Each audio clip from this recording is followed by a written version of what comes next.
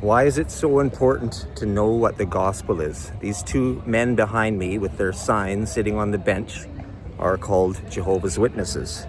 We just had a conversation, and it was like speaking to people that are, blind, right?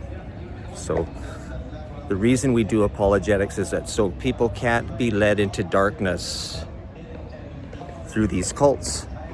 They pick off and evangelize weak people, and they bring them into heavy bondage, into a false gospel, false prophecies with their Watchtower, the several false prophecies, and where they disfellowship people if they think differently or if they have any kind of individuality, right?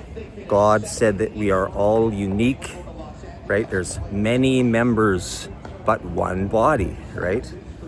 And I just think it's just so important to understand who is Jesus. I just asked those guys over there, I said, well, first of all, their first question to me was, what is the kingdom? And I said, well, before you tell me anything about a kingdom, who is Jesus, right? And the goal of the cults is to always demote who Jesus is, right? That is their main thrust of everything. That is, Satan's thrust is to demote Jesus, right?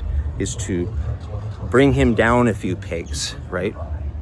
So that is why it is so important to do evangelism, so that people don't get sucked in to these deadly little cults, right? I'm trying to be respectful because I want to have further conversations, but there they are, proselytizing weak, vulnerable souls into damnation.